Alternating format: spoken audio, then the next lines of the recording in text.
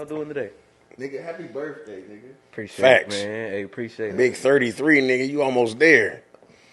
You my old dad. Hey, you gotta keep on going, man. It ain't no shit. It ain't no stop. Keep on going. Bro, I turned 35 in March, bro. I ain't going. It's up. You feel like you halfway there? Yeah. See, I don't like Shit saying- starting to hurt, bro, for You real. said you turned 35? Yeah, I'm turning 35 in March. The shit starting to hurt though. Like I mean, shit. Hey, that's the part of Shit. just My motherfucking getting- elbow just getting been older wilding in for like a general. month, bro. Jeez.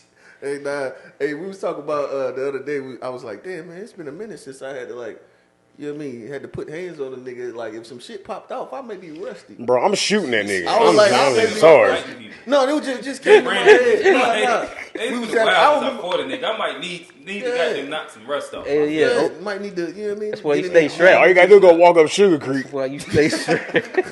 Plenty of niggas to go just knock the rust off with over there. and don't stop at the McDonald's neither. That's- While you on Sugar Creek, don't stop at the McDonald's. Hey, Nah, I got a question. It's Johnny P birthday. I didn't know this, but I think it goes to one of those things. I know I struggle with this, where I know on my birthdays I like to be the most low key motherfucker ever. Where I think sometimes I don't know if this is a black man thing, this is the man thing, this is just us thing. Where at times we struggle receiving compliments, appreciation, and things like that. I don't know. What's your thoughts, Johnny? Oh, well, like you say, like on birthdays, I try to be as low key as possible because, like you say, I don't like all the attention. Everybody, what you finna do? What's the turn up? I just want to chill. Like I be working all the time. Like the best birthday for me, just be like chilling, shit like this, just being within good company, good family. Right. So not always like everybody got to tell me it's happy birthday or whatever like that. I just like to be around, good people. Facts. The fact that I don't like the attention, I don't know what that stems from. I don't know if it's me not liking, not liking to take the, compliments or vulnerability thing, but it is a very true thing for me. I just like to chill, like not be on too much. I guess I gotta, talk to my therapist, see why that is, or, I don't know. But that's a very valid point, though. yeah, no, and I find it weird that like it is a commonality. It is something to, you know what I mean? Hey, I might as well ask them to, hey, what y'all think it is? Like, you know what I mean? In the comments, what y'all think? Because I think it's something. There's a root cause of all of us just like wanting. So if we was trying to unpack it, is there something that you think could be a root to it? Well, for me, like I personally, like on my birthday, like if I'm not to where I want to be, as far as being like content, I don't feel like there's nothing. And that might be. I think that you might. That's one of those nail in the head type shit. To celebrate, as far as like, there's been certain years where you're younger and you doing stuff. Okay, you can celebrate, but when you get older, it's like unless you're getting these major accomplishments and stuff, like what is there? I was telling somebody I'd rather be getting younger than older at this point if I ain't hitting these big accomplishments, because it's just you adding a year on.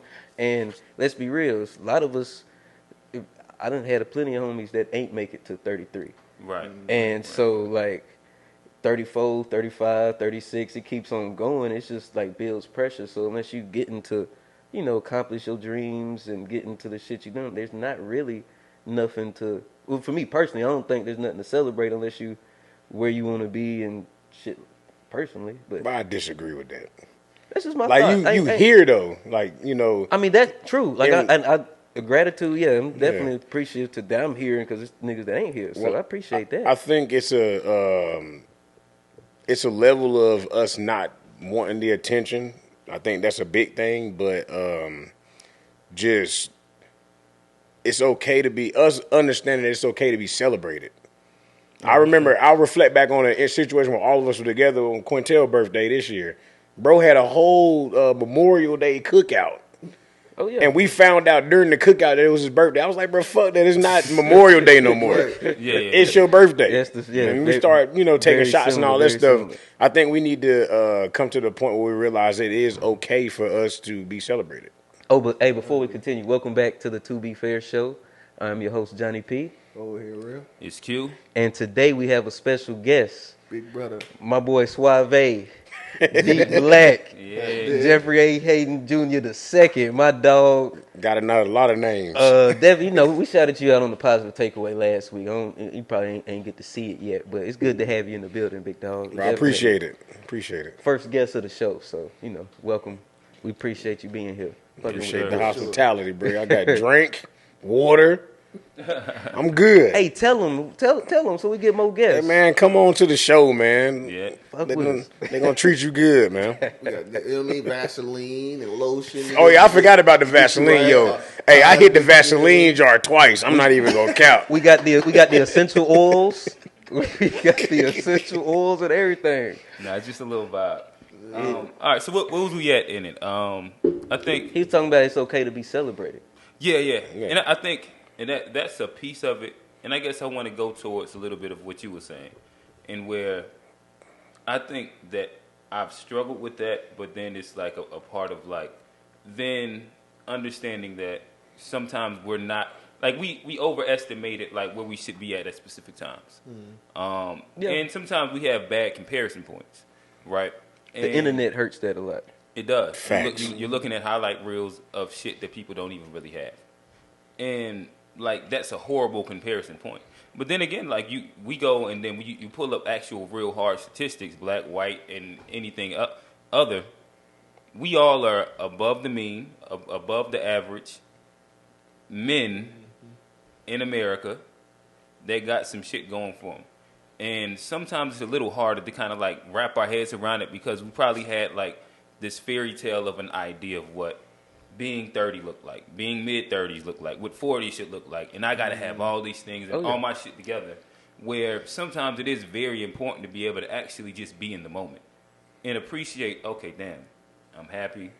I got these things going for me. I'm not stressed out in any level of that inside a way in which like it's detrimental to me. And you know what I mean? Appreciate that. Good. I'm not gonna say kind of go. This is going. I feel like this is gonna be a theme for the show, but kind of go back to that whole accountability, empathy thing versus having like being too accountable or trying to hold yourself too accountable versus there's times where you can show yourself a little empathy and a little bit of grace. That's actually I heard somebody refer to it as grace versus discipline. And it's like the same, and I was like, "Damn, that shit!" Like that shit really broke it down to where, like, not empathy, but sometimes you do deserve a little bit of grace. You're allowed to give yourself that, that day. Well, I'm, not gonna necessarily be on top of everything. I just want to enjoy the present. I ain't necessarily always got to be working. No, you allowed, and you allowed to fuck up too. Oh, that's facts. No, that's facts. You gotta give yourself, definitely gotta give yourself that room to be human. Yeah. Because sometimes with that accountability, you try to hold yourself to an unrealistic standard. And I think that's why we don't like to be celebrated. It goes back to what you said at first. You was like, well, I'm not where I want to be. And it's like, well, where are you supposed to be? Who set that standard? No, that's who said it? Like, is it, and then I also look at it like, what are you striving to get to where you want to be?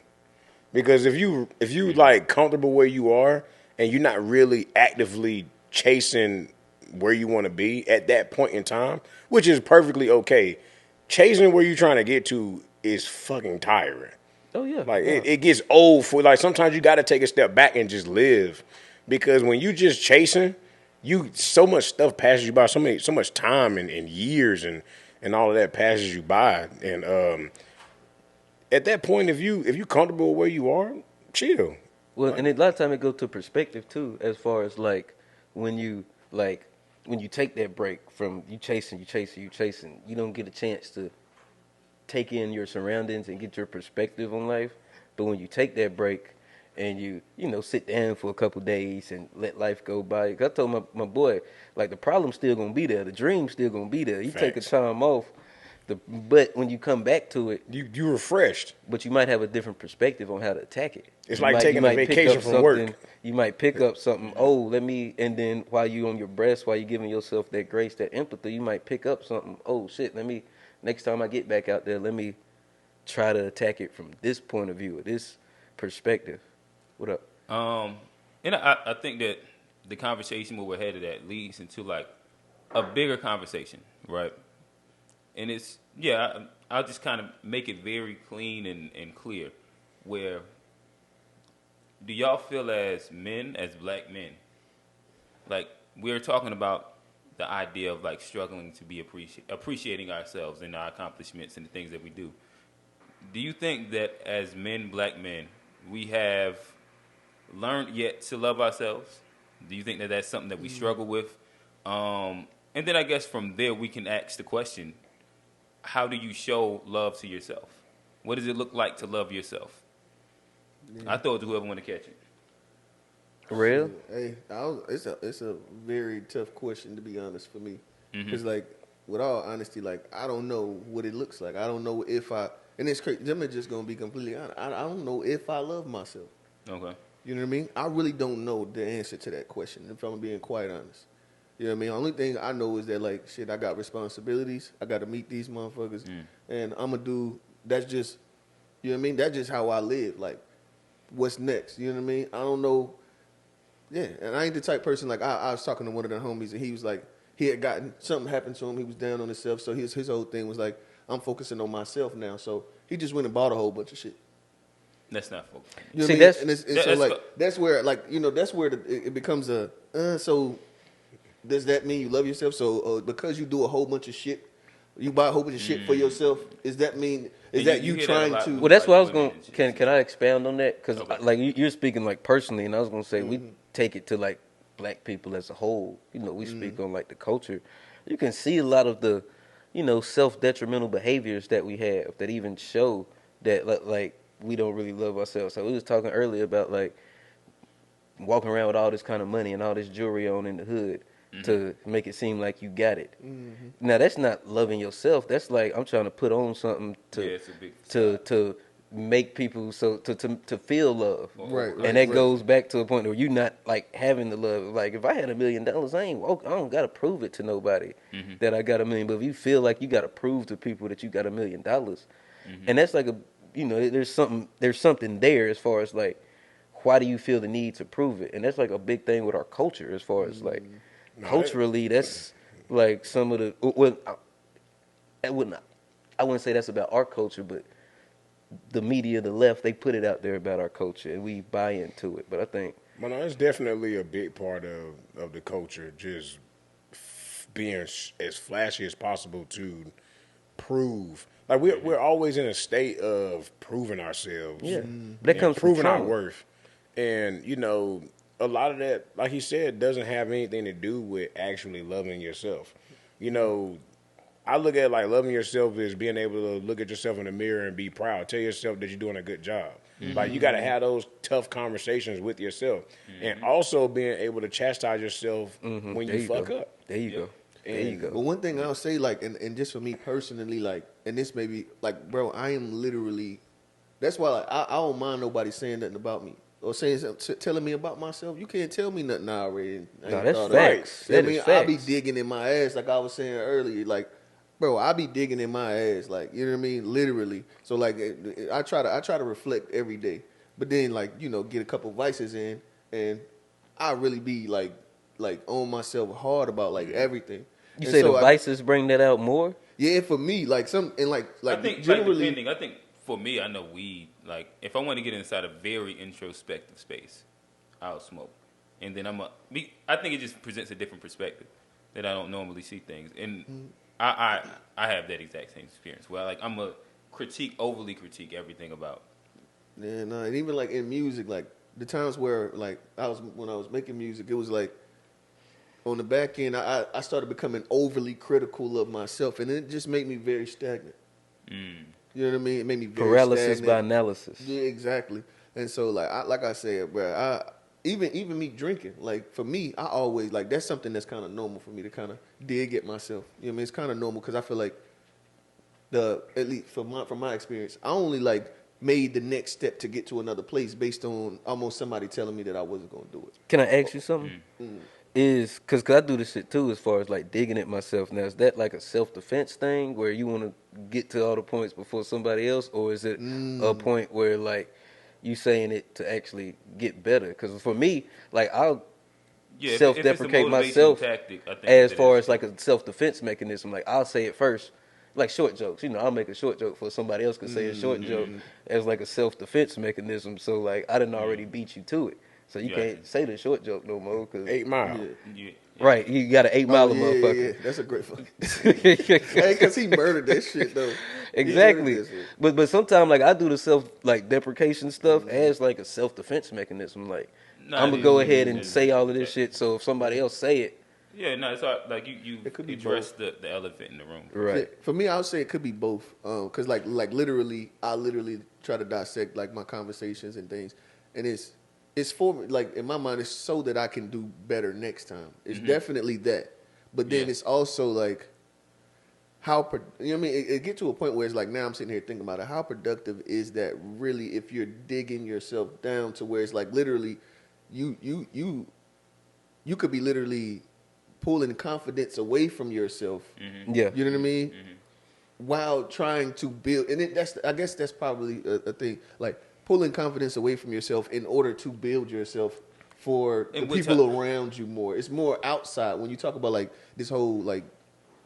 It's for people. Well, go ahead. My bad. Just like conversationally, like I did get a conversation, but like I wonder if there was a way that I could have said better what I meant versus leaving it up for interpretation and like shit like that too. Yeah, I think that what you're talking about is personal critique, and I think that that is beneficial for sure. Because I think that there's a lot of people that don't do self-critique where, like, you're just walking in the world deaf and blind and dumb to an extent. And, like, I think a certain level of self-critique is necessary for progression. But I also think that you also have to, if you're self-critiquing, you also have to have pieces of yourself that you find a way to love as well. Or like you have a way to go back to like, there's this quality of myself that I love, right? So like for example, like my thing is like, I love the way my mind works. That's what I say to myself, right? I appreciate that. I think that I don't have to have all the most, like all the greatest research, information, X, Y, and Z. I think that I can work inside a critical thinking area fairly well, and I can be logical really well. And most things that I do, even if it's on like a secondary level, it falls inside that basket to where like I can appreciate that part and I can love that part about myself or whatever. So then, boom, when I'm inside like my critiquing spot, even inside that, there's an appreciation for like me dissecting it because it's still going through this lens of something that I appreciate with myself. In which I think that it's probably important, just in general, to make sure that we have counterbalances because nothing is healthy that's like Too much of anything. Too much of anything. Right. So like if all you do is critique yourself, then that's not That's gonna it's be not a going to be problem. healthy. But if you critique yourself and you also balance it with things that you actually appreciate, like damn, I make fire records, or damn, I have fire opinions at this, or damn, my whatever, my taste in music, whatever the fuck it is that you want to pat yourself on the back about. I think that it's also healthy to make sure that you do that as well, though. Yeah, and I think that like the self-love thing for us, at least from like I say, I'm speaking more of a personal. Yeah. The damn man, that shit crazy. I shouldn't even have fucking tried to preface it. I should have just went right into it. That shit just eluded me. But I think that like, whereas, oh yeah, I find it hard like to take time to really pat myself on the back. Really, you know what I mean? Like, I hit milestones, and I don't know what it is about me that like, yeah, I hit milestones. So what are you basing your critique of self off of though? So like, even if you like look at, like I said, you could look at statistics, you could pat yourself on the back. You could look at the stereotypes of what we are supposed to be. You could pat yourself on the back. You've alluded those. You could look at what you're actually able to provide for your family. You can pat yourself on the back. Like you can kind of go down the line of multiple different things. You could even look at like, hey, was I able to be really, really good at specific things that I've tried? You can pat yourself in the back, right? I think that it just then becomes perspective of what are you comparing to. If you're comparing yourself to like some shit that you see on Instagram of somebody that's just popping and doing great, then maybe that's not going to be the most healthiest thing. But if you compare yourself to the average, or like the median, or even your friends, I think you typically tend to have a different perspective of like, okay, maybe my original perspective was based off of unrealistic things, of which would have me like extremely negative. Do I believe like my self-worth is higher? Sure.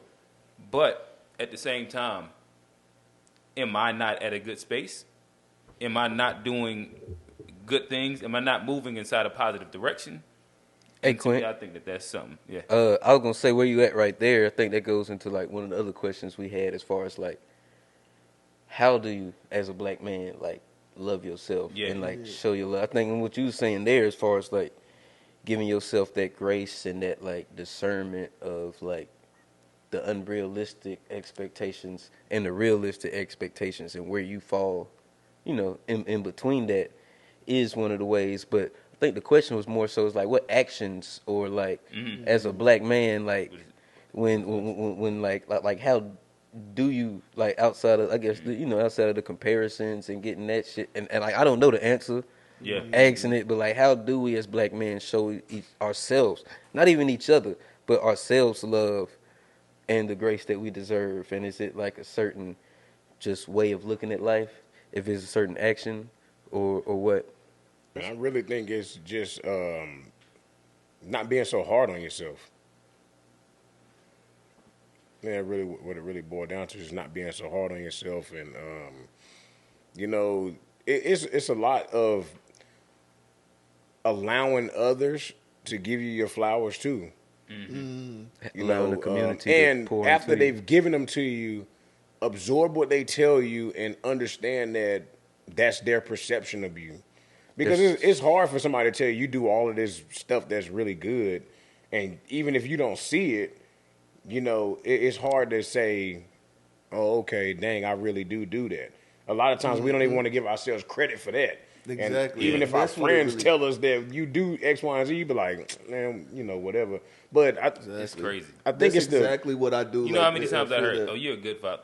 Yes, I just be doing whatever. But nah, And Right. it's one thing with that I struggle with, because I say I don't care about what people think, and I mean that. So there's a lot of times where I don't care about what you think bad or good to try to keep it consistent. yeah. So even if you like giving me a compliment, if I tell myself I don't care what people think, and you give me a compliment, I can't let that go to my head. If somebody was hating on me, I just blew that shit off. So that's where it is for me. But there is some validity in that, where you do have to allow your people in your community to pour into you and build that up to where like y'all or we're not just people. Or like if some random person that doesn't know me has an opinion, I shouldn't put no stock in it. But if it's people that I respect and love and it's my family and they have an opinion, good or bad, I should put way more, stock into that. More so than anything, definitely. But that was a rough part, bro. What you said about like no, I agree with you 100% too, though. But when you say like, you hear people say these good things, and like you said, that was a perfect example. You a good dad, right? And I sit there wholeheartedly in my core, I know that this is you know what I mean. But when you That's say a when I fact. tell you that's a fact, That's a like fact. that is a fact. There's no denying You know that. what I That mean? is a fact. fact. For all y'all, for all three of these motherfuckers too, by the way. We on the panel, everybody up here. I appreciate it. Three, it ain't we're about to ain't do exactly what we said we shouldn't be doing. What? I'm like, I mean, it's just Exactly. Nah, it's- Well, that's what you naturally want to do. I think the crazy part I'm big about up it is at it's not the everybody. crazy. I think the reason for it is that everything that we do that's like better than, it's always like that's what you're supposed to be doing. I feel like a lot of times we happen to overcompensate some as fathers too, because Especially black fathers. We carrying the perception of black fathers on our back. Yeah. Facts. But shit, I'll let Quint kick it off, see where we at. I think this would probably be a good time to switch gears a little bit. All right. So I'm here. I have three fathers on the panel. Two And of Johnny P. y'all have daughters, right? And again, like I said, we switching gears just a bit. And I have a question. With y'all being fathers, your daughters, when it comes to dating, right? Being a man, being a guy that's kind of lived his life to, to whatever fullest extent that you've wanted to. What advice would you give your daughter when it comes to dating? Let's put her age range at 25.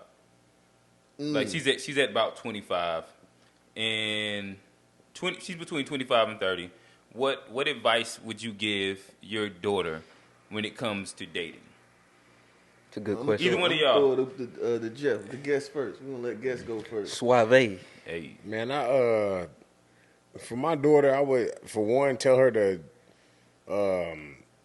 I use this all the time, but I would tell her that God gave us 2 ears and 1 mouth so that we can listen twice as much as we talk.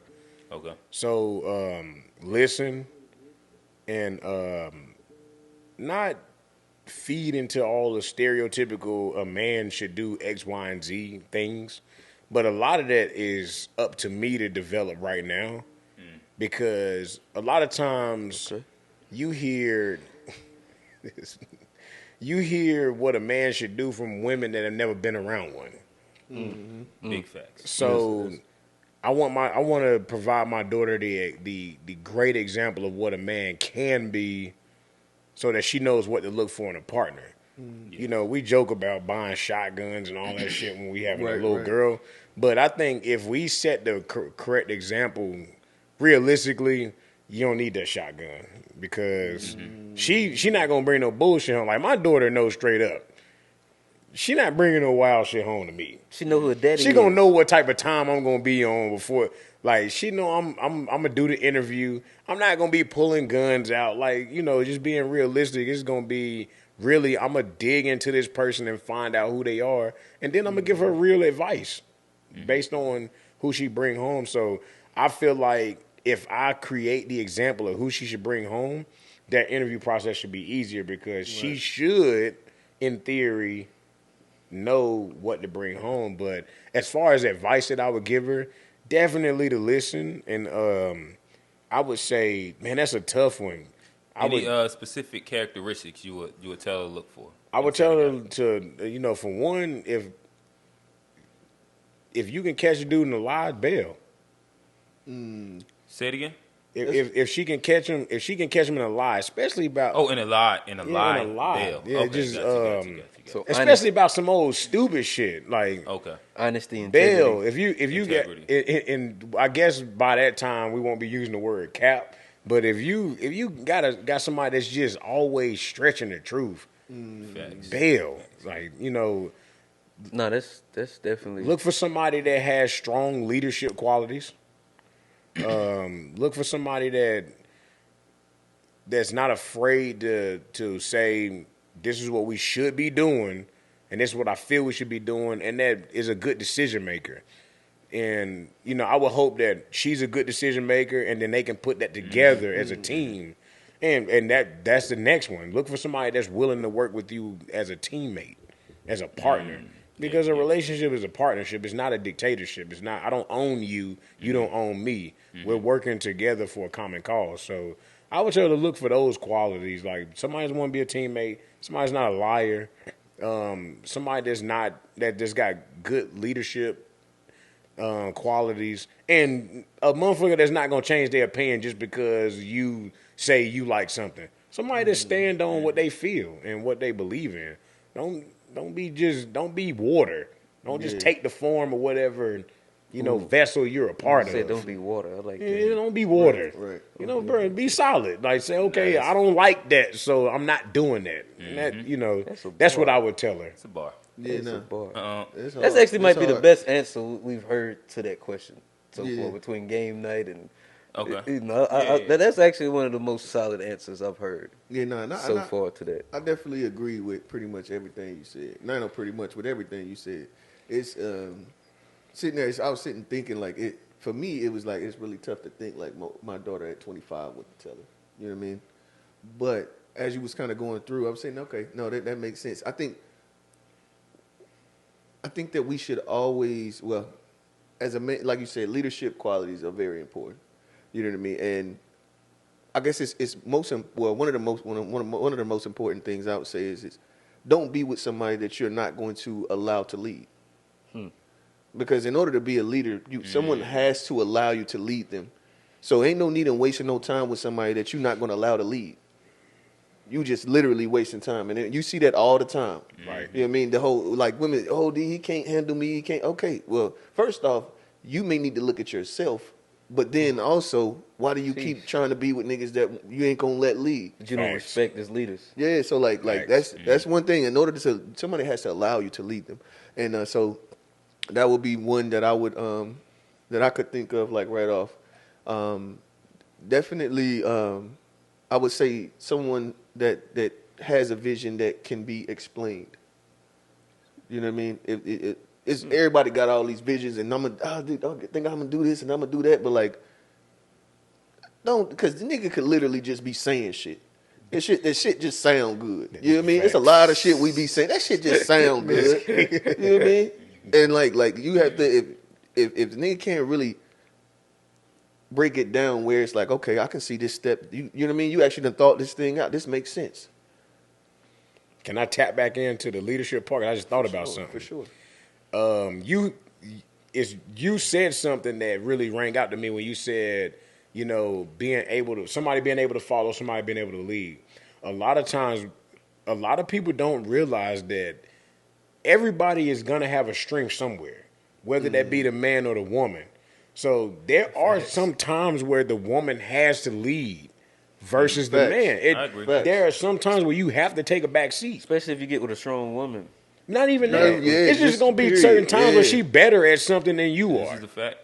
For sure. If she can cook the mac and cheese better, nigga, shut the fuck up. Why the and sit fuck down. exactly? Why the fuck is you in there with the news? Straight up, get out the kitchen. Or, you know, no matter what it is, you know, take the gender roles out, and if she's better at something or more efficient at something that helps the household grow, or in our 25-year-old daughter's perspective, helps y'all relationship grow, then let him or her take that stance. And, you know, I would tell him when I finally meet him the same thing. I would tell him, hey, if she's stronger at something, if she good at math, let her help you with math. But if you better at reading, let you help her If with she reading. a financial advisor, maybe it'd be smart to allow her Talk that talk. Facts. Yeah. Facts. You ain't gotta lead in this But that goes particular. like Exactly. but that's great advice just regardless of gender, you know. And it Just goes, situations, you just go to friendships, it partnerships. just go to ego and taking your ego out of like what's best for a certain relationship or dynamic when it just comes to, you know, partnering. And it could go for work, friendships, relationships. Just, you know, that's just great advice. And That's Jeff, really I got a great question advice. for you. So this is like a hypothesis I came up with. This I was drinking one night and I was like, I wonder if would this work, right? Oiled It's up. like, cause like oil, yeah, I was on the oil. But oil. see, I was thinking like, if my daughter were to bring somebody like that, you know, the idea, like you said, the shotguns. That's the, you know, we all think of that shit. You know what I mean? Especially when they're younger, and everybody say that to you too. Better get you a shotgun. You know what I mean? But like I was thinking like, if let's say my daughter did bring by a young man, and my thing would be like, I'm probably what I was thinking. Just tell me if you think this could make sense, right? Like fucking with him, like fuck with him. You know what I mean? Let him get your number. You get his number. You know what I mean? Fuck with him so that you could actually be able to pour something into him too, because he may need that. Facts. Yo, Man, yeah. you know what I Oh, mean? yeah. Fuck around and take him to go to the gym with you, and you know what I mean? Spend time with him, because at the end of the day, he ain't gonna know what the fuck going on for real in this Well, but world. also That's he's gonna a be handling fact, your bro. daughter too. That's a great fucking. But like, you think about it like this. Like, I never thought about that. I'm gonna be straight up. I've never thought about that.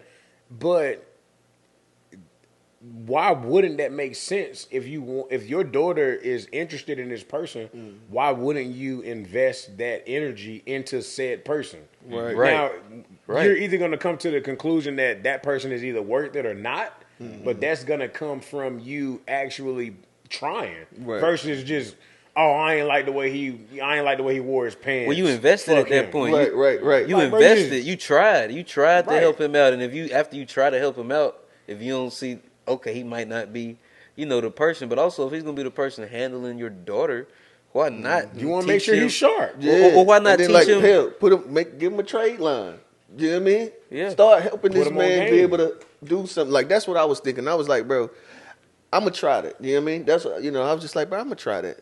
You know what I mean? And that's why I want to get somebody else, another father. No, of that's women, that's opinion. facts. That's And you that's know, great advice. Also, for That's me, it's really- easy to agree to that because I've got a son too.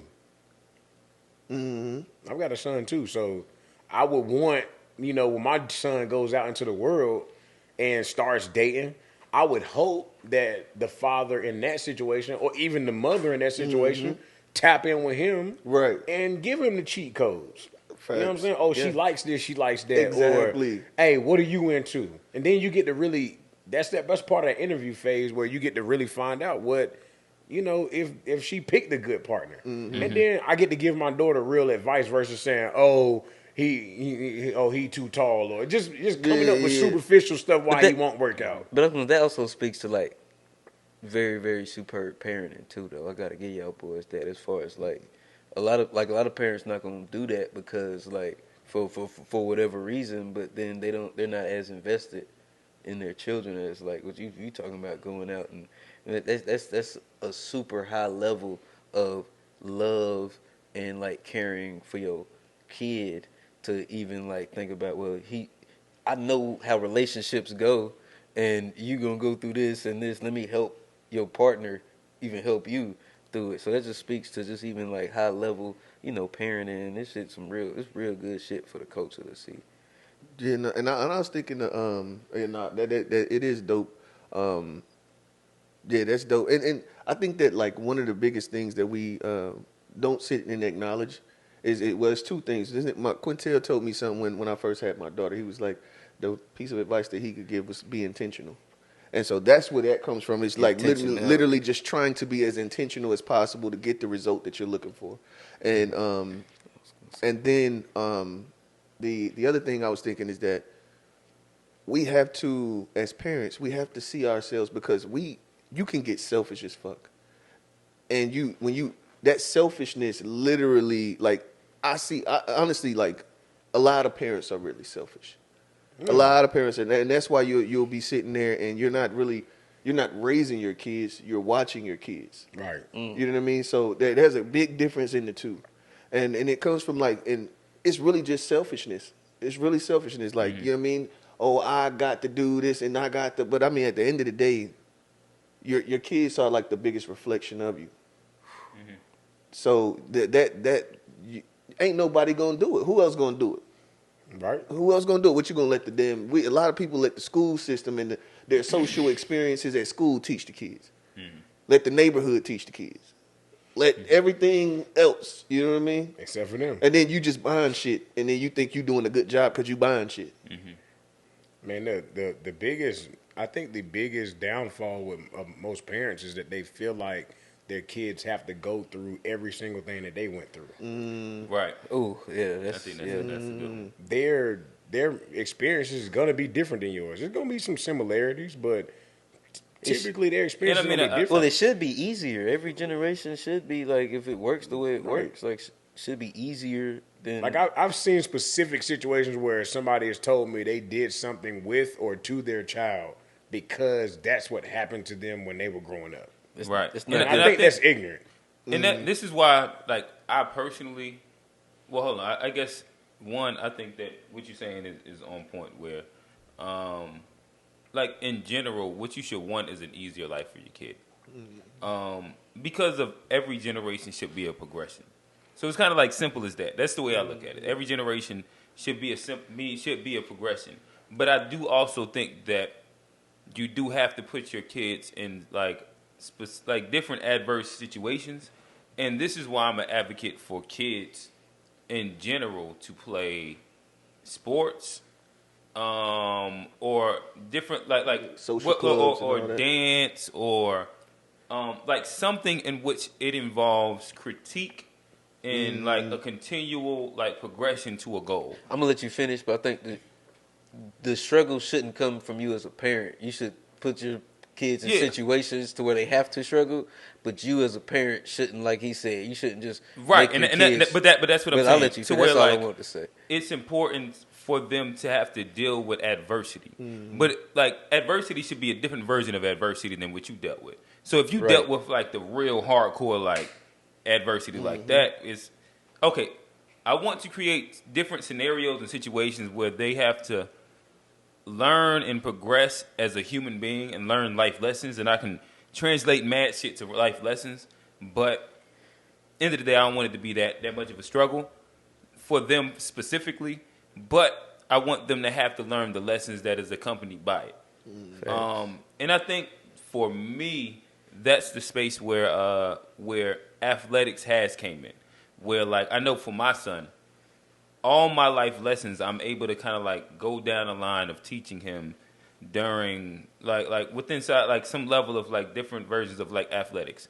And like right now, what I'm going through with my son is I have the clean your room theory, right?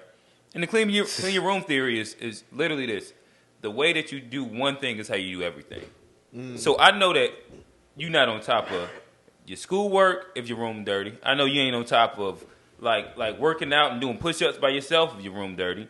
I know that you're not on top of a lot of shit because of the way you do one thing, you're gonna translate it across the board. So you clean that room, then I might think that you might be doing other things. But I think that that's like one of those little things that you translate across the board, where like to an extent, what I'm teaching him is how you do one thing is how you do everything. Of course, is that like a literal science? Like if his room's dirty, he didn't work out today or some shit. Yeah. No. Okay. But I get it more now. In general, I think that what you can say is that people are consistent across the board with how they handle specific things. And if you get into the mindset of like, okay, like I'm going to take schoolwork serious, which likely means that I'm also going which I'm gonna translate that idea into like taking workout serious, which I'm gonna take into like taking care of home serious, to where like I become a well-rounded person in general, or whatnot. And but I also do think that to an extent the way you do one thing, anything you do everything, and it's just something I stick by. But that's kind of going off towards the tangent. But yeah. Yeah, no, I think that like, and then like, so I have a son too. Like my son now, he's 4 months, and I talked about like how naturally it was natural for me to want to parent my daughter a certain way. I had already came up with the idea. You know what I mean? I understood what I wanted. You know, the music that I wanted her to listen to. Like I was pushing her in a specific direction, and it was instantaneously like I'm gonna love her. Like just love. You know what I mean? When your daughter comes, it's like, yeah, that's my job, just to love the shit out of her. You know what I mean? And with my son, it didn't come so naturally. I actually had to like sit back and think about it. Like, bro, you ain't doing what you did with her. Like, why is this natural? You know what I mean? Why are you naturally showing him less love? Ooh. You know what I mean? And it was crazy. Like when it dawned on me, it's like, damn. So this is like how this shit has been going generationally. What's that? I think that's one of those real tough ones. I'm saying, as black men, that's how we got treated, though. Probably. Yeah, exactly. And that's what I'm saying, because I know that I can relate to an extent where I know that I didn't come from a household that was naturally expressive from a father standpoint, in which it's harder for me to be naturally expressive to my son as well. Inside of like an emotional vulnerability space. Like I can be tough on him. I'm easy at that. Natural as fuck. But like that other part, like that's something that because it wasn't a innate experience that I went through, that is not innate for me to do per se. And that's not a stance that I've seen a lot of guys take, where like you don't see a lot of guys be vulnerable with their son, be exceptionally caring in the same way that they are with their daughters. So like that's something that day to day I still work on. It really goes back to being intentional. Like when I found out I was having a son, my daughter was 4. Well, my daughter was 3 at the time. She turned 4 by the time he was born.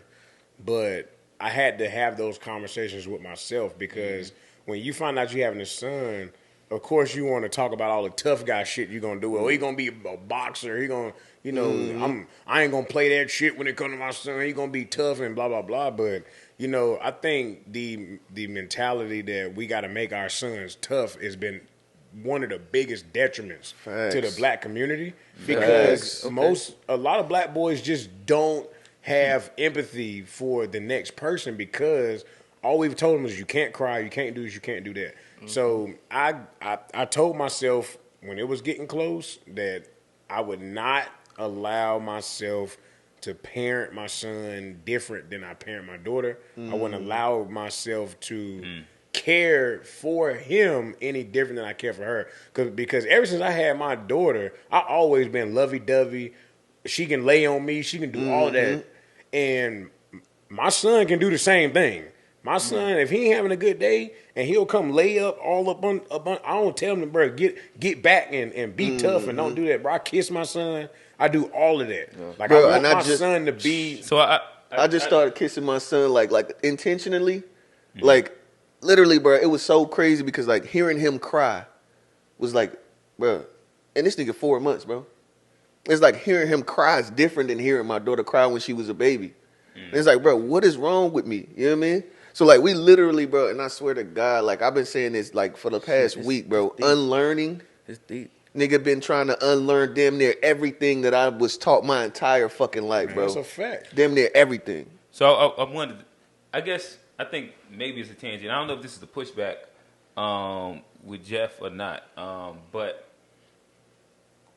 so let me see how I can kind of frame it.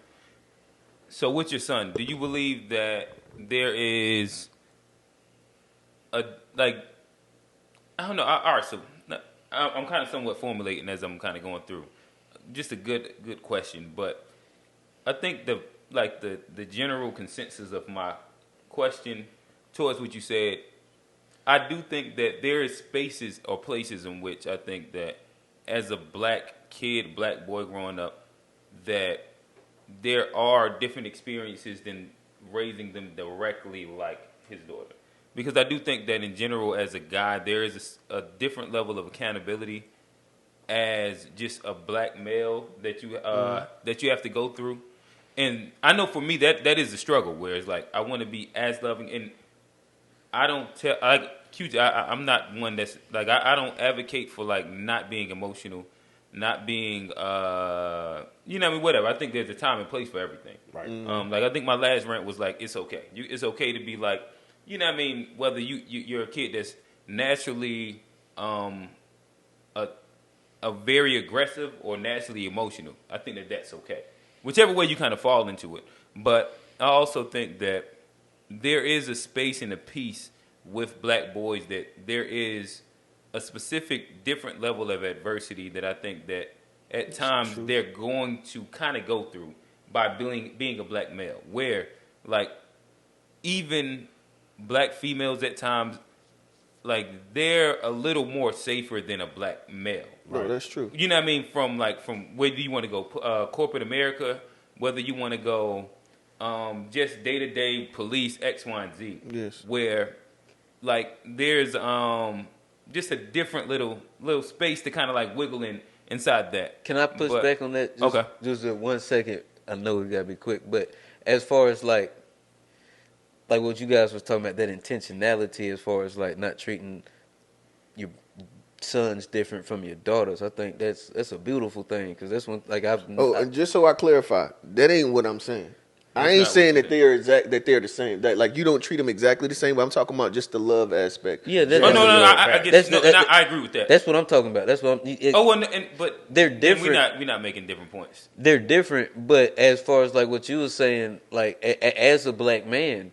Like being able to have that like quote unquote safe space and like having your dad to be there for you emotionally. No, I think that's but I think that's still important for a black man, even because you're still black man in America. You're gonna go through whatever you go through, as regardless. But having that safe space, it allows you to build that strength in a different way. To also have like empathy for your people. To also know that you got to be accountable. Like when you have that black father there that teaches you all that, it makes you more of a well-rounded person to be able to deal with your like emotions and being able to be vulnerable. I think that's a very important thing for black people and just black men. I think that's a good stopping point. But we'll kick it off to the Who Asked You Anyway segment with Taj. What you got for us? So I wanted to piggyback off of the question or the topic of when your daughter turns 25 and she starts to date, right?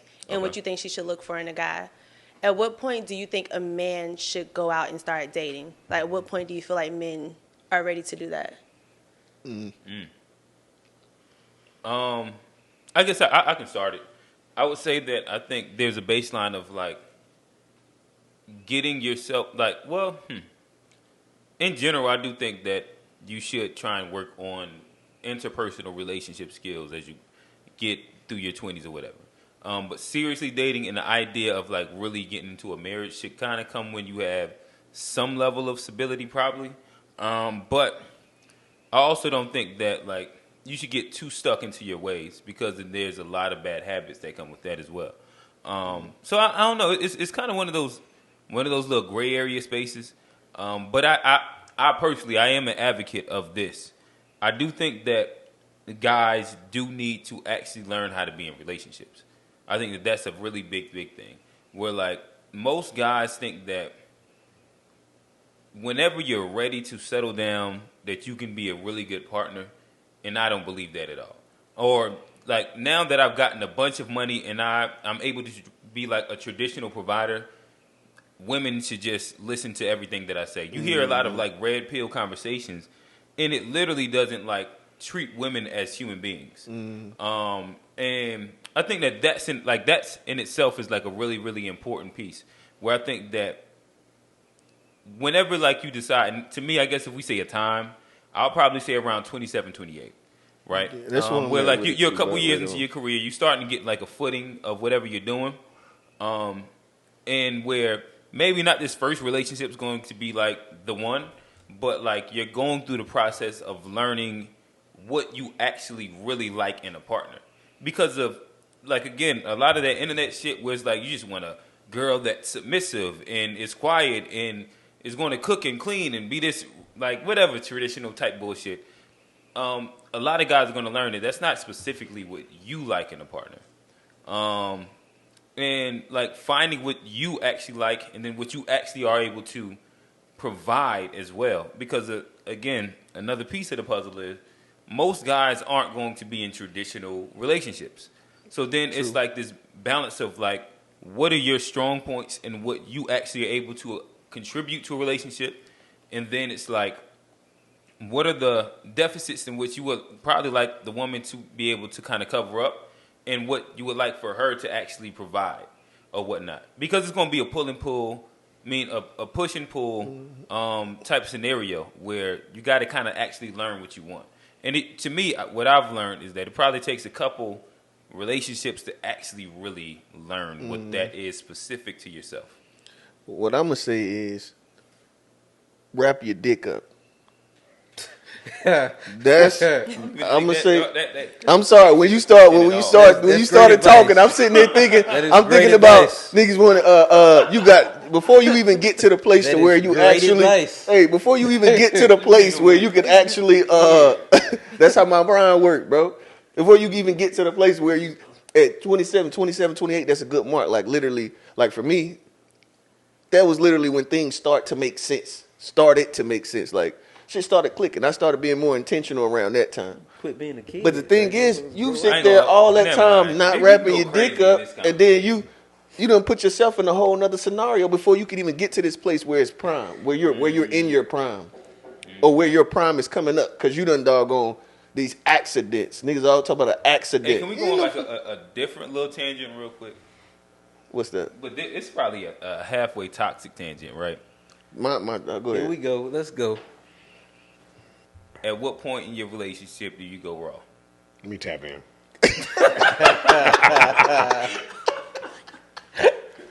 Maybe I shouldn't speak on this.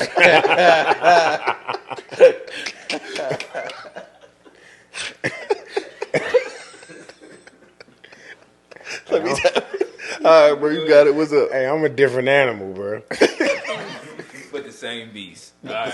Facts. All right. Man, I haven't bought condoms in years. Just be straight up, bro. No facts, bro. Be straight up. No, I feel Like it. so, all right. But So see, the thing is, you But advise that's the a person. reality of like that conversation. Exactly. That's why I Yeah. said it. me and my significant other, we waited way longer than the social norm to have sex. Valid. So by the time we did, Y'all deserve it. it was no. Man, that shit. it was raw from the jump. Just straight up From the jump. from the jump. But it wasn't like it was no situation where it was like 1 month in we was having sex and I'm going raw. and I had just finished going raw like you know Right. 6 weeks ago Y'all with got somebody tested else. and Nah, it everything wasn't. was everything. It was no shit like that. Like we were definitely. Y'all Hey, committed. look, we not including that portion of a relationship into ours Just yet. until we realized that this is what we trying to do. So by the time we did that, and it was like it was never even a thought, you know, to be straight up with you. And nigga tapped in the whole. See now you talking about a whole. You talking about a. We That's went straight euphoria. yeah, but you. But you gotta think about how many people do you think actually that population of motherfuckers that actually do this weight thing that you're talking about? It's small. That motherfucker I just want is. to know your answer. That's Bro, what I I'm talked to asking. my Oh, friends. what's- okay, It's small. I wanna What's know the your answer. question We one more know time? Jeff gave his reasons why. The What's reason your why answer? what? Why he went raw straight off the gate. Okay. Like he gonna wait irregularly long. They gonna get tested. Oh yeah, whatever. your question And was then- how long you wait until you go raw? There you go. In a relationship, don't Y'all listen. in a relationship already? Yeah. Listen, don't raw dog randoms. Absolutely not. I don't think that anybody would advocate for that. Well, you shouldn't. But in your relationship, we're not gonna like if this is an adult podcast, right? Well, let me tell you the answer to that. Okay. The answer to it is when you don't mind having a baby.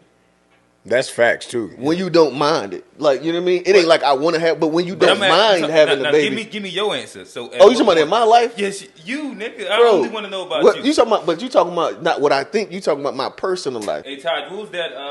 What was the little quote? The little And rap that was a bar that good we one had right there about at the end, too. I like it. about my homeboy Rail. What was it? It was before you had a wife, you lived a single man's life. Facts. All right, so now answer it through that lens. My response is, Alright. I done doggone like even I'm the nigga. I think we all guilty of raw dogging some shit that you know what I mean. A joint that you just fucking you know what I mean. You done it. You young, you doing dumb shit. You done raw dogged a joint that like you know what I mean. Your first time hitting her. Okay. I ain't saying that you just met her tonight and you just raw dogged nothing. That's Now not a you been a relationship. little When should you? loose. When should you? Nigga, I already answered that part of the question. So you only saying like when you get married? No, When I you- didn't when- even- not nigga, married, you when see- when you ready to have a kid. No, I said when you don't mind it. When you don't mind having that as the consequence, that's when you should start doing it. Because that's fucking how you make babies, nigga. What the fuck? That's simple math, nigga. That's true though. No, I was saying, wouldn't it be when you go raw dog, right? Mm-hmm. Instead of saying when you don't mind having a child, it should be when you're able to provide for a child because there are people that If can you're have going down that kids. lane, facts. Yeah, Oh, and no. don't know how to provide for them. So now you have kids out here that are suffering the consequences of their parents' actions. I completely agree. I would hope that when you're ready to have a child, you don't mind. Like when you don't mind having a child, you're ready. It happens when she don't say nothing Exactly. about you taking it off. Facts. Telling them out, I want this nigga to get.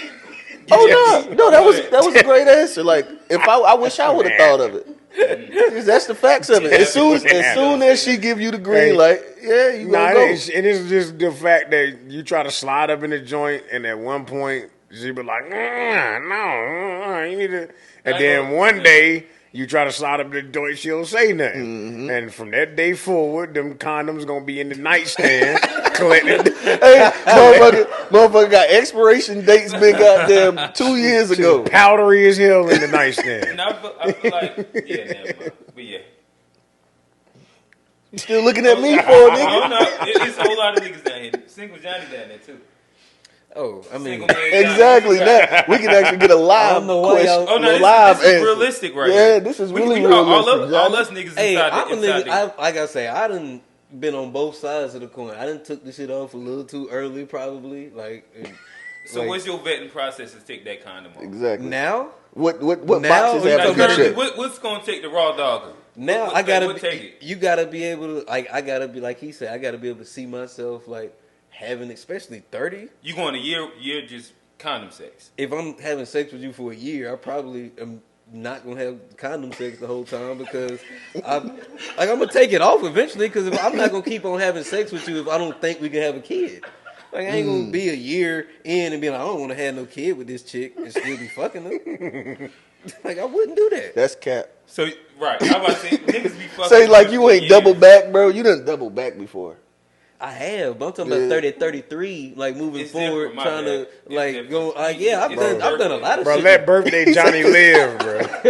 I done a lot of shit in the past as far as like, yeah, I done smashed no condom first time. But like, if you want to be real, I done did that. So like, boy, if you wow. ask me when should I, like, You ain't never done that shit? you ain't never smashed first time, no rubber. Absolutely. Oh, okay. Okay, then I'm about to say everybody. his last relationship, it was first time. Yeah, Like, like, he can't even. so like I've done that. But if you Yeah. saying when should I, and like All right, moving so- forward, And like, we So went let from me- like giving like a really good smart PSA to like And we let me- done went down the nigga hole. And let me tap in. That's So- niggas being honest. Go ahead. So, all right. So there's a big difference between smashing something the first time raw and smashing something raw like the first time you meet her. Facts. No, that's Nah, true. that's a Absolutely. big That's fact. true. So Yeah, absolutely. we don't want to confuse the two. Like, that's there's true. a difference Yeah, between like knowing That's somebody a big fact. for like a week and hitting them raw for the first time versus knowing somebody for years, and then that is definitely there's a difference. A Absolutely. difference. There's definitely a difference. Years is what Jeffrey Hayden did. All right. So I ain't got that much patience. real quick, we this is a To Be Fair show, right? It's a show for a reason. So we got a couple audience members, right? So I asked that question to y'all. Does anybody want to step up to the mic? What's up? What you want to know? So what we saying is that generally your etiquette, like what's your take your condom off etiquette? When I'm do you take terrible, the condom man. off? Oh, so you saying you don't be wearing them at all? I mean, I've gotten better now, but yeah. Historically, Hey, this nigga said I ain't purchased the said, condom. "I've gotten better." Goddamn. nah, it ain't even. Well, And again, I do want to like quick commercial. Hey, listen. Where your condoms? When Hey, you, like early on relationships. let all me that put shit. out another This is not a disclaimer, though, PSA too. to advocate raw sex, but we are also talking about realistic scenarios in which we are all inside the process of learning and getting better. So like we can use this as like a critiquing moment. We're gonna laugh and we're gonna joke, but also again there's mad shit going around. We To all where, trying like, to be better. Do not raw dick the crazy randoms and shit like that. But we're also gonna have fun. Commercials over. All right, Big Tone. hey, my other thing is though, I will give a disclaimer. Like, I ain't been like a big condom user, but the other thing is, I don't just be giving out my dick like to Oh, everybody. this dick ain't free. Hey, this dick exclusive. Say it. Okay. This dick got This exclusive dick I don't share with the certifications. world. Okay. Yeah. So doggo, like I'm specific about who I'm gonna mess with. I got you. And that That- helps. that- I mean, that really. I mean, if you are, that helps. Like if you. That sound good. That's one of them sound goods. Nah, It nah, sound like ain't good. hit no dog on, ain't What hit does no it sound random, good? no It dog sound on good. shit. That shit sound good. Yeah, I feel it. Yeah, I ain't going no. Y'all Alright, ain't going no Big Tone. further. That's enough for y'all. All right, got you. Hey, what's your answer, Quint? Oh yeah, this nigga been skipping. You been, This been nigga said shit. pressing all of us. I thought we was Yeah. ending it. We Nah, didn't. we Nah, need nigga, your what's- answer. Before you was in a relationship, And I think that you camera was a just single ended. man. We got. Yeah, hey, yeah. hey, None of them cameras just ended. Nah, we Yeah. got some more minutes. Exactly. Oh, Lee, Yeah, got some before more minutes. what single Quint? All right, no, single I- Q. I Go ahead. think that there's a couple like things, right? I think that And one. don't get no Newton I- answer. and- Hey, ain't- hey, I hold on. No, You I ain't ain't- about to give a Newton answer. Y'all gotta No, let me but unpack and for a also second. this nigga don't need to mess around and hold no live ass L either. We don't want you to goddamn get yourself in no shit live Oh, on the yeah. camera. You bailing them Nah. out before we Nah, answer? but see, I've been married for a minute, so I understand. Nah, Goddamn, Big, how Big T, you Big can't T just. over there. She alright. Yeah, Big T alright. Big T. But nah.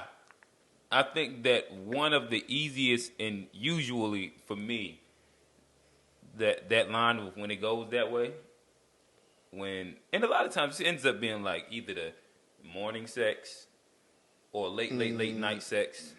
The You unplanned just shit. grab and put it in. Oh, okay. That's the consent right there. Yep. Bro, how many women don't consent? I mean, how many women say don't? Like, how many women be quick to say, yeah, put on the condom? Do they got kids?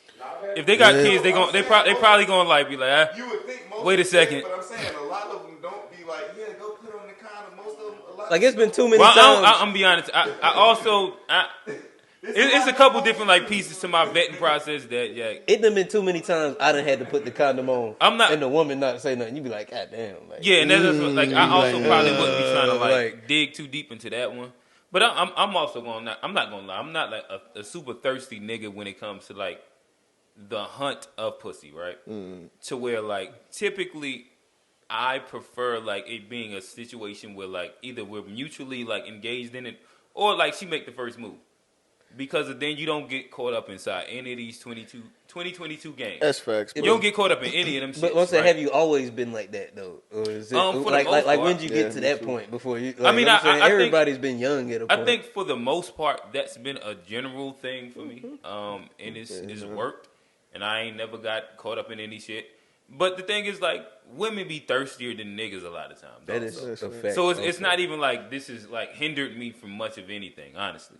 And not like there's the ones and twos in my homeboy Rail's words, the onesies and twos. The onesies where, like, and the I'll be a twosies. little bit more aggressive, or I have been a little bit more aggressive.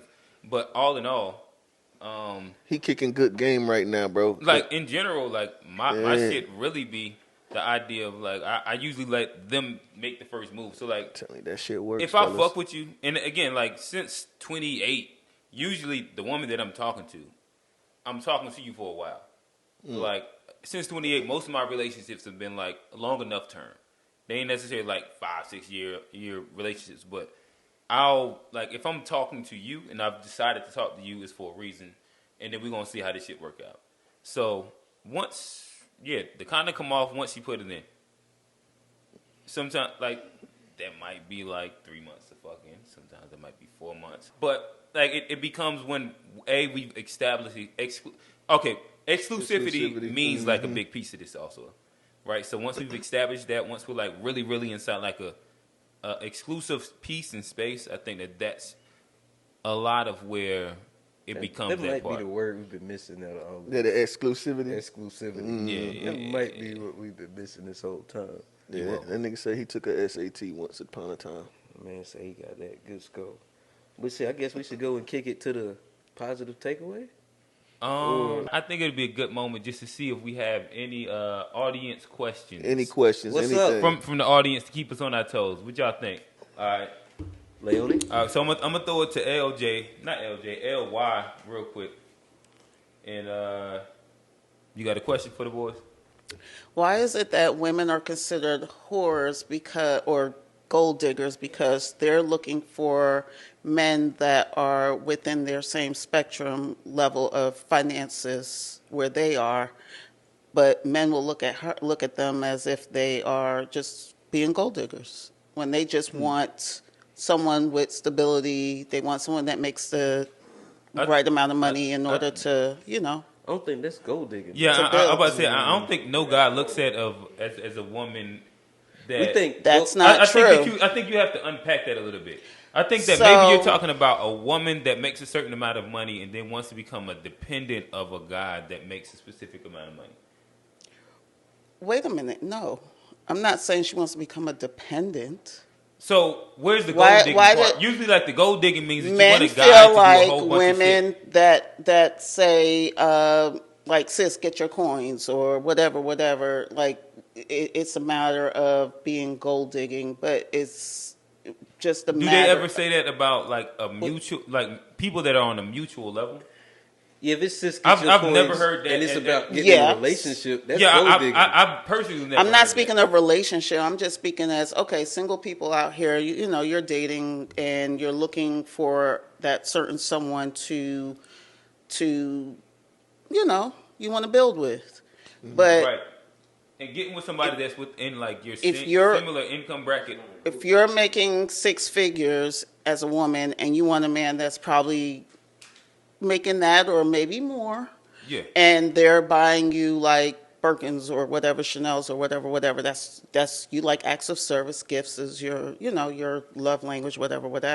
Why does that have to be considered gold digging when you're looking for someone that's within, you know, you want to live that lifestyle with? Jeffrey?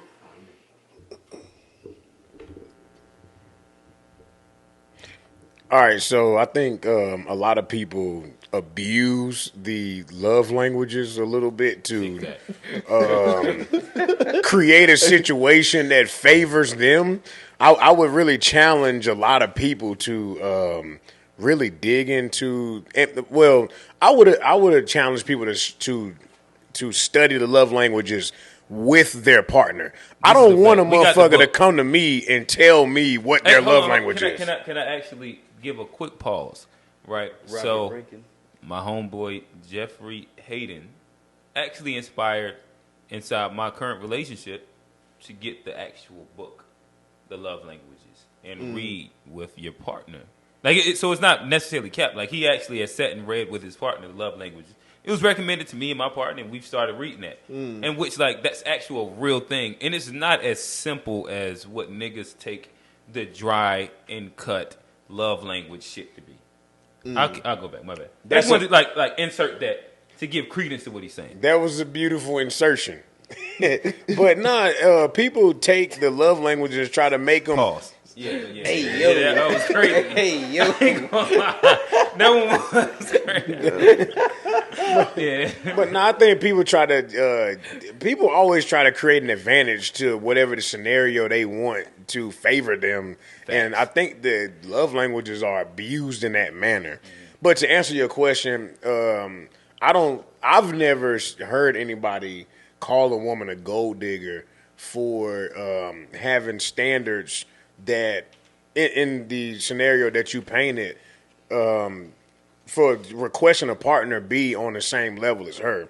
I think the gold digger thing comes more so from, okay, a poor woman or somebody of a lower social status chasing somebody of a higher social status, basically to benefit from their financial situation.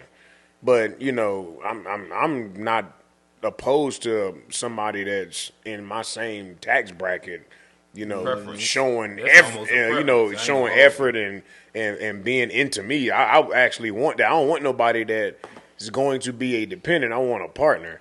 You know, I don't want to have somebody that's always going to be having their hand out saying, oh, I need this and that. And fuck y'all that say that the people that feel like how I feel right now are the broke people. Only the broke people feel like X, Y, and Z. No. They be saying No. that At the shit end of the tough. day, your ass is broke for thinking like a dependent. And the fact is that, like, niggas is weird because you can't speak about generational wealth without, like, the idea of understanding that, hey, two incomes get the shit done way quicker. Facts. Like, it's just such a weird little thing where, like, I'll be trying to understand if it's either women that don't have or lazy women that are, like, that are making up this scenario or whatnot. But typically, the only guys that you hear that really, really dig heavy down on that shit are guys that are like NBA ballers and different shit like that. Right. It's just such a weird little place. Man, people Or got to whatnot. stop letting social media and TV tell them how their relationship is supposed to go. Like, That's a bro, fact. if all right, let's How put they it like should live this. life general. You and your partner have an apartment. Let's say that apartment's $1,500 a month. And your partner makes $15 an hour. Bro, you know, like, just simple math tells you that that person can afford to pay for that by themselves. So what would you rather, for the sake of what it looks like or the aesthetic, that person struggle to put a roof over both of y'all's head, or both of y'all pitch in together and create a life for yourselves? Facts. And being happy with that also. And be happy with that Being life. happy with that. Like, stop letting these people Facts. create unrealistic expectations for relationships for you. And, you know, me personally, I'll go on record and always say that if a woman is about her business and she grinding and doing this and doing that, that is not a turn off for me. That's probably, that- and I'm beyond, like, Run I your would bag say up, that- please. I've said And that any before. nigga that's known me for a long enough time understand that I've always said that I have a income basement for a woman. I've said that my preference is that I would want a woman to make at least a specific amount, and that's why, like, a lot of, like, that red pill shit where it's like a guy of value doesn't care about what his woman makes. Cap. I think that's when you exceed a specific income. Yeah, level. yeah. Yeah. You talking about the super, like, 1% Yeah, super or rich, but 0.1%. like you talking to like 1% people. And like the average guy, like my preference has always been that. And honestly, in my vetting process, I've came with way better candidates the moment I started doing that. Where like usually a person that has reached whatever my basement is, they are about a specific level of shit. Has it worked out and been perfect every time? No. But it has allowed me specific candidates that meet specific requirements to where like it's not been like these crazy nightmare scenarios. Hey, can I interject right there? Yeah. I want y'all to realize something. I want y'all to really pay attention to what he said. He said he has a basement, not a ceiling. Mm-hmm. He has a standard for the bottom, but not a standard for the top. Mm-hmm. I can't think of anybody in my friend group that would really be upset that their partner made more money or even exceeded their salary. Please get your money. And I think that this we almost turned this conversation, but it goes to a good place. I think that the problem with that comes with the guys who base their manhood specifically on being able to have more money and that being the leverage of a woman. Over a woman. Where listen, I done been broke and been with women that made more money than me, but I never had to be inside a lesser or a simp ass or any scenario because there's other qualities about me that they were attracted to and they hung on to. And that's a big thing. Like, hey, they whether it's my critical thinking, whether it was the fact that like there was value in me being like a quote unquote artist, whatever it was, there was value to me as a person. Yeah. But if you're a man and a guy and your only way to bring value to a relationship is the fact that you make enough money, I think that there's like, or that you make a specific amount of money, and that's where your manhood lies at. I think there's a deficit in you as a human. Well, I think absolutely. I think that goes to the point of just like value and the way I look at shit when it comes to like dollars and stuff. Dollars is a commodity. Like dollars can go out the window like tomorrow. The dollar could crash, and if that's all you had, then what value did you bring to the world if it was only based in dollars? Bro, motherfucking lose a job. Yeah. Then what do you have? But it's just outside of like your job or that, like as a man, you should have like intrinsic value outside of the dollar. You should be a strong character. You should be able to be a protector. Even if it's not dollars, you should be able to be a provider. Like, can you actually teach your woman something? Value, yeah. You know how much women appreciate being taught new shit. Facts. Like that for me. That like when I've been broke longer than I done had money. Facts. Yeah, no, and you know what? I've always got by, even with women that made more money than me, and never been put in a position where they down taught me anything because I could teach them some shit. I've been smart enough for a long enough time to where like I can point out fallacies and whatever you think, and I can put you on to some shit. Build your value in something else besides for just $1 though. Exactly. It goes to that intrinsic. You gotta have that. But I think have that value. You know, one thing about just this entire topic, I think, unfortunately, ladies, I think y'all have created this. I think y'all created the man that feels like he has to lead with his pockets first, because for the longest you've heard that the dating the dating standards for a woman is, he got to have this, he got to have that, he got to have a car, he got to have a house, he got to have a certain amount of income, and blah, blah, blah. So when y'all have put that as your basement, then that's what guys are going to lead with to get chose. When you put the values back, when you put the values back at the forefront, people will stop leading with their pockets. And I think people will enter more meaningful relationships after that point versus always thinking about what somebody can do for them. With and I was dollar. You gotta take that dollar out of relationships because money, like relationships, are worth more than you can lose it all. And then what you got? You know the funny thing too is like not funny thing. I was actually talking to some women recently, and she let's say I was talking to some women. One was specifically telling me about a scenario that she was kind of currently going through, and she was talking about how a dude she had just met the dude and he was driving a Benz. And I asked her what class it was. She don't know what class it was. But, that means something. But anyway, I told her you got to pay attention, know your trims. But then also we went to the next part of the conversation. Free game, ladies. The next part of the conversation. she was saying that she had met a dude and she just met him like the day before, and he was talking about taking her to the beach, like. And I was Red like, flag. red flag, this nigga. If you're leading with your pockets, bro, that mean that you are definitely holding the L's in some important fucking places, more important places than bread. Like the actual real characteristics of, Yeah. of you Integrity, being a human honesty. being. Yeah, you This leading shit with your Jeff talked pockets, bro. about. You literally, that's you're overcompensating for something that's very fucking important. That's ain't really got gonna no be the fucking deciding personality. You factor probably don't have about no, you all probably of don't the have shit. no integrity, bro. If you At putting all. up there your integrity, like I don't Hold know on, but the then guy. how do you fall for that? As women, Because there's this. Well, the because- Like, glitter. how do you fall for that, bro? glitter. because people in general, 'Cause it's like money. to me, I think But that it's- like people let's be sell their real though, souls for because money. I ain't gonna put it just on women, right? Let's not People- act like people sell their souls I'm about to for say money. like let's not be real. I mean let's be real. Guys fall for a fat ass really quickly too. Oh, yeah, It's no difference. Like women value the pocket, men value the features and aesthetics more times than not. Like on like just an innate level and how it works. So like I ain't gonna drag them too much in that. Like how can you fall for that? And we fall in for like their part of the game as well. That girl is Yeah, but see the poison. thing that, to me, I think that I agree with you. I agree with you. Hell, there's dudes that choose women that, you know what I mean, they literally just want to be carried. There's dudes that do that too. Facts. You know what I They mean? bad. Not even just because They they, just that, want to be they don't independent. even, you ain't Big even got to be facts. bad. Some niggas just don't Well, really I want done got to. in trouble at the game night for saying that. But What? Say it again. Oh, about women wanting to be dependents. Like they just want to be children to an extent. But yeah, like Oh, those yeah. specific No. type of women. But keep going. My bad. Hey, you threw me off because I didn't know where the fuck that came. Where that would have came in at. That's why you But Because I agree that's- with what you were saying, but But that's why you got to My come bad. to game night, bro. The game night, dude. yeah, no, I'm trying. Yeah, when Yeah. the next fucking game? now? all in due time. All right, so I think we done hit on a lot of different perspectives, a lot of fair perspectives in this shit. Look at me. What I would like to do real quick, we do have a guest here, right?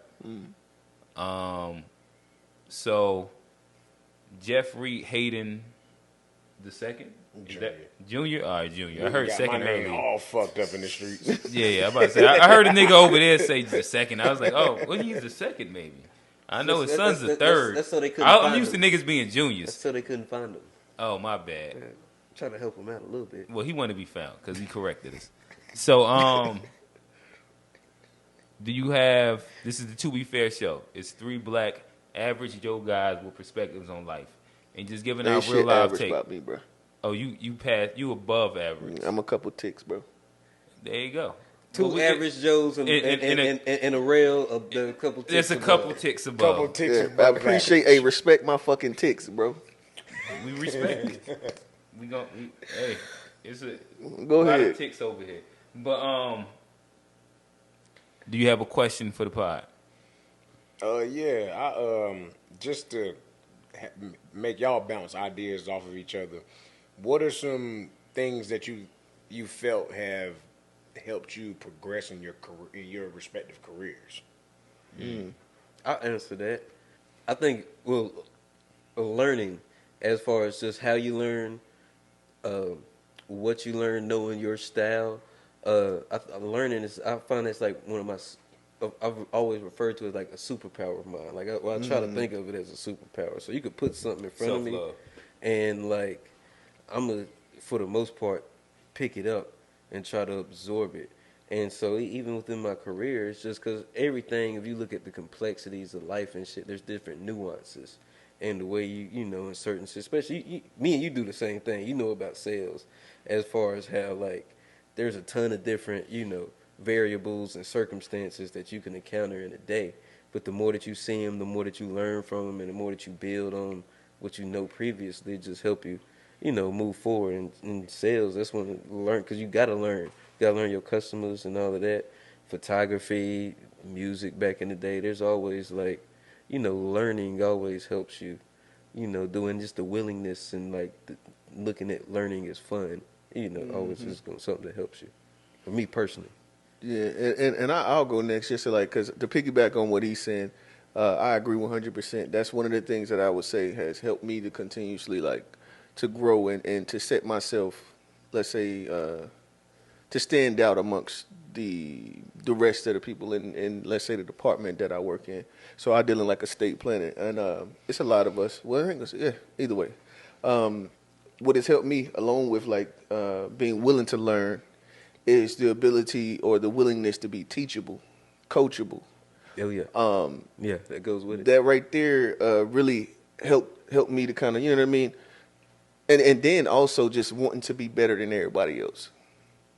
Just wanting to be better than everybody else. Like, Pure ego. I'm trying to be great at the job. I want to be a subject matter expert. You know what I mean? I'm trying to be great. And then also I wouldn't put myself in a career that didn't allow me to take something from it and apply it to my personal life. So in picking the job that, you know, being in finance and, you know what I mean, the ability to actually learn and this thing be something that's applicable to my personal life that allowed me to want to learn. You know what I mean? Me to want to seek more knowledge and be coachable. I think that those are like two things that I would say help me to kind of be successful in it. Gotcha. And for me, I would probably say invest in yourself. I think investing in yourself is very, very important inside whatever capacity that you do. For me, my investing in myself landed me the job that I have, and I'm sure it's going to land me the next one that I get. Just, you know what I mean? Like understanding what you actually like, appreciate, and the things that you don't have a problem doing, invest in that shit. And for me, what that ended up meaning was the fact that it has put me in a place where the skills that I learned doing that has allowed me to enjoy the job that I do. And yeah. So for me, that's what I would say. Like invest in yourself. When you invest in yourself genuinely without a dollar sign, and like you're only doing it to get better at whatever you're doing, it's going to pay off. Like whether that take a year, 2 years, 5 years, 7 years, it's going to pay off. And for me, it's paid off to where, like, again, I enjoy my career. You ain't heard anybody hear me complain about what I do for a living because I don't mind it. I enjoy it. And again, like I said, my next progression will come from me investing in myself so that I can enjoy what I do. So yeah. Nah, that's fine. Dope. All very great answers. We're gonna do. What about another- yourself? What would you say would Nice. help you to become successful in what you do? He's very successful, by the way. Yo, you know, it's funny because I had a serious debate with my girl about this because I was always trained in the mindset that you got to be better than them to make it where you're trying to get. And sadly, in the car business, which is what I've done for the past 9.5 years, that's true. Like, you got to get to work 30 minutes earlier than them. You gotta outperform them. You gotta do everything better than what the bare minimum that they do to get that look. But you know, she helped me realize that that's unhealthy and that's not how it's supposed to be. So Shout out to good women. Yeah, Whole time. Facts. I think that's little sidebar. Good. Hey, shout out to all the women that build their men up and help them push them to greatness. I'm- I think that is like fuck all like the traditional modern any of that shit. Like find you a woman that's going to invest in you and push you to be a better person. Because emotionally that's too. yeah, inside like all capacities of being a good person, like that woman is the one. Bring it like, here, Quint. Like whether she a goddamn gold digger, whether she's a not like I don't know what the opposite of a gold digger is. Like find that person that actually invests in you. You know what I mean? I'm gonna throw to Johnny. No, I'm Seems gonna like say he you- got something. you said his you- head steaming right now. Your legs His head shaking. You steaming. said, Go you ahead, said bro. shout out to good women. Yeah. I'm gonna say shout out to good black women. Oh well, yeah. That's all what I'm right. gonna put. My Take bad. that. That's all I Absolutely. wanted, bro. That's all I Hey, wanted. I like Absolutely. that. I He like trying to let that. motherfucker know he accept the applications. and shit. Facts. I mean, Single Johnny was specific. That's all. just That's now. all I My wanted. nigga. That's I all I like wanted, that. bro. But to- Shout out to good. We got to black clip that one. Shout out to single black women. They gonna love it. But to finish the answer to the question is Yeah. just I've always been a hard worker, and my personal thirst, and I call it that on purpose because it is a thirst of mine, was to have more than what I had growing up, and also be able Yeah. to provide more for my kids than I had growing up. So if I come into a situation and Jarrell hit it on the head. Just remain teachable. Like me, I have always had the mentality that I don't care who it is, I can learn from them. And y'all probably heard me say it before. I don't care if it's a crackhead, a homeless person, or the $1 million guy. DJ. I am going to learn something from all of those people. Facts. Because, Facts. you know, the people on the lower side of the spectrum can still teach you something. Exactly. A lot of those people are geniuses. I say that all the time too, bro. That's I don't crazy. look down I ain't on gonna lie, people. the smartest people I learned, I know were non-graduate. Maybe they had their high school degree, and them motherfuckers smart as shit. I ain't gonna lie to you. So, you know, I remain teachable and try to learn from those people. I try to learn something from every person I touch. And that has helped me grow leaps and bounds in the 9 years that I've been in the car business. For real. And, you know, it just, and of course, always chasing. One thing I always tell people when I come across them is when it comes to work and moving up at work, if you want to move up, let somebody know you want to move up. You know, we had this fairy tale that people just supposed to recognize you and then move you up based on your hard work. So you'll have people that just work their fingers to the bones. They never ask. And then get pissed that they never get recognition. Recognition. I'm sorry. They get pissed that they never get recognition. And, you know, they quit. They go to another place and start from scratch and do the same thing. Just work their fingers to the bone because as black people, we've been taught that you got to outwork the competition. But sometimes you just got to ask. As black people, we don't necessarily get taught how to ask, though. Like white people, I think, like they get taught to No, it's a fact. certain Come things. from a place of scarcity and leverage. Well, Like, not that. most black people come from a place of scarcity. Scarcity, so like but you just be happy that you have. In the place of like a lot of white people, when you have a parent that has something, when you have like actual real guidance, when it comes to like having high earning jobs and what it takes to get that, like we're not gonna pretend like what. All right, I'm gonna leave that because I don't necessarily want to go into that. But in general, I just would say that a lot of us lack that piece. Whether even if we do have leverage, we're still like conditioned to a scarcity mindset. Well, our parents tell us, all right, you just got to do that. And we'll never get taught. Like I said, it go back to like a lot of stuff we talked about, the Malcolm versus Martin shit. We get taught the Malcolm part of it or the Martin part of it and not the Malcolm part, not to ask for what you want and go in that job and be like, look, I'm better than XYZ. I deserve But it's it. because most people's parents were happy to have a job. Right. Not that they felt that they deserved the job. But that There's a ain't- big difference. And like what you teach your kid when you have that leverage is way different. You have to teach them different. You can't just teach them what you went through and like the way you saw the world. Now, it's when got you all be a progression. putting I would kids out say to a that different every world. single promotion that I've ever gotten, I asked for it. Yeah. I mean, it's crazy.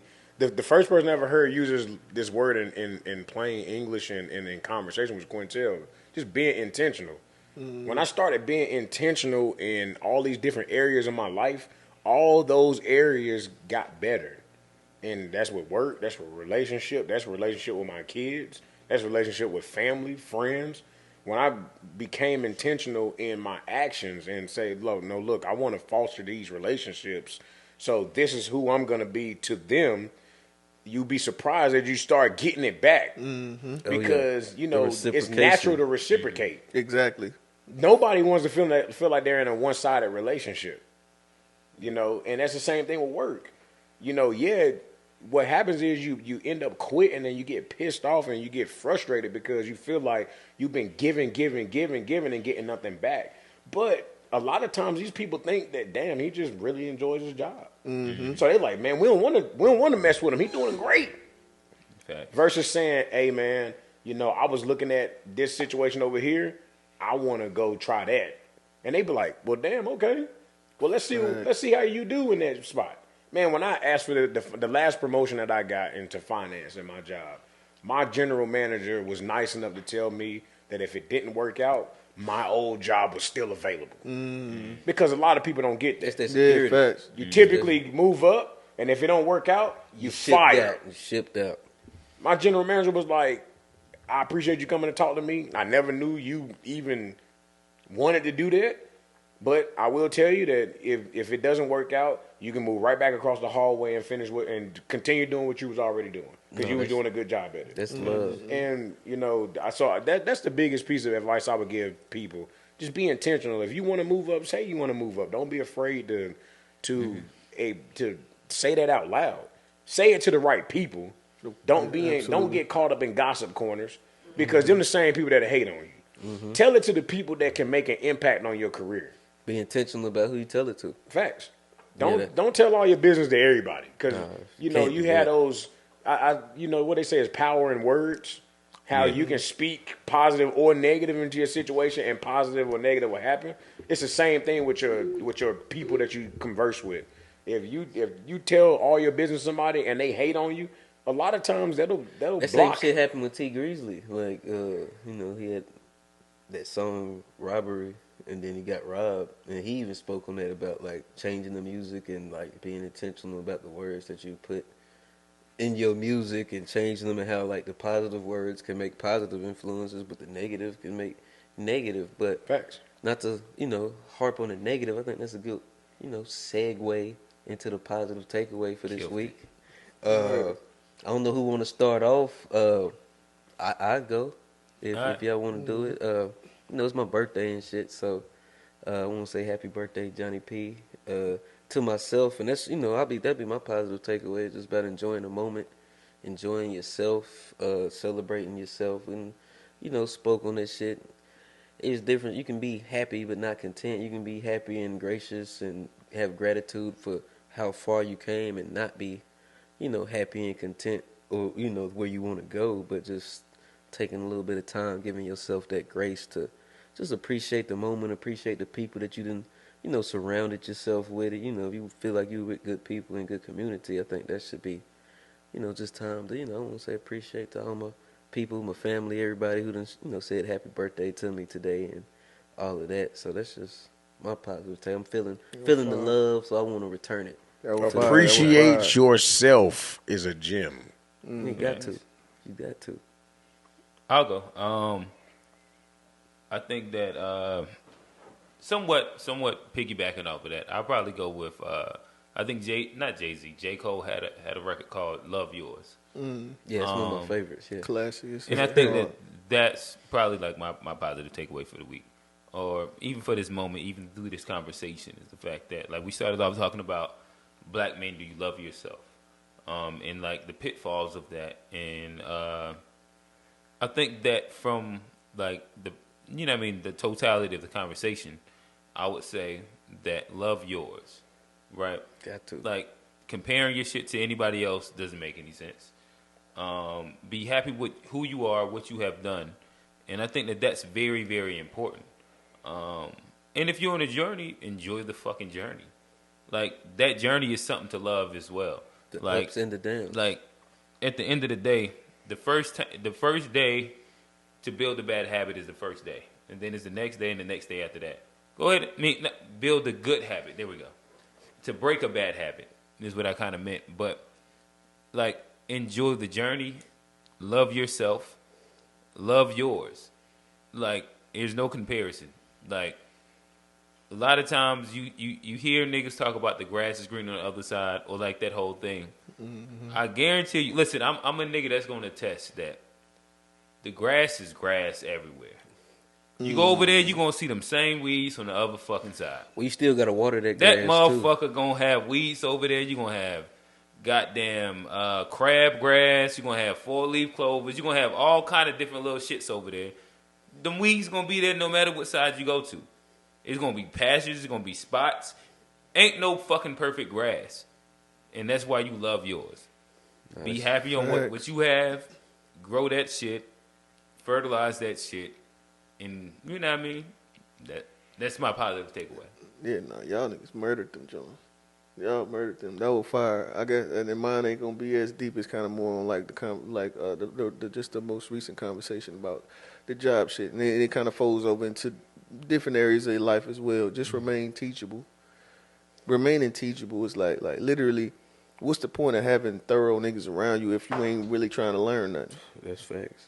Remain Facts. teachable. What's the point of having a job that's just a damn job that you can't apply this shit to nothing in your life? Then like, what's the point? That's a dead end. That's what you call a dead end job. Facts. You know what I mean? You remain teachable and can keep learning. Like it's okay to disagree with yourself yesterday.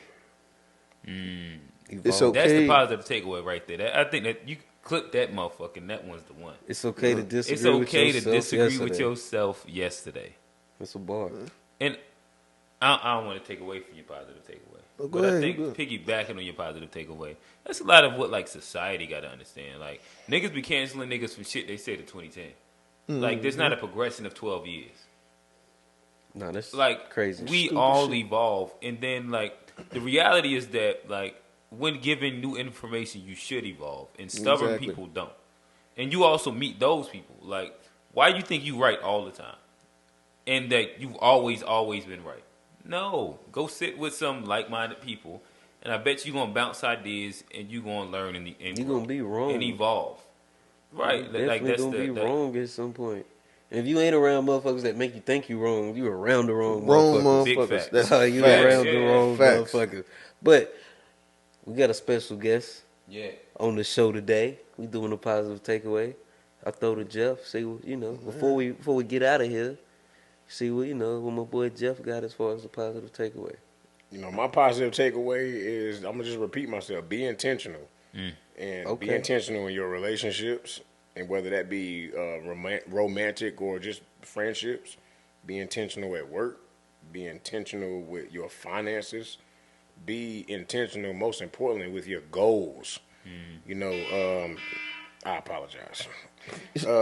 Set That mean we gotta goals get outta here. and hold yourself accountable to completing those goals. Yeah. And then if you don't complete them, set a time frame that you will try to finish it. You know, and that's the intention that you have to have for, to progress in where you're trying to be. So I would challenge everybody this week, find something that you want to improve on and be intentional on completing it. And then you start with that 1 week goal, then you started a 2 week goal, then you started a month, and then 6 months, then a year. And next thing you know, you will be checking shit off the list. Yeah. I think that was a good show. I don't know if anybody got anything else. Rail, you got something for No, me? that's it. We wrap it We up. get out of here. I think that's a good place to leave it. This was the To Be Fair show. Like, comment, subscribe. Go follow us on Instagram at the To Be Fair show. I am your host, Johnny P. Oh, here, real. It's Q. It's Jeff. And we out. Sir.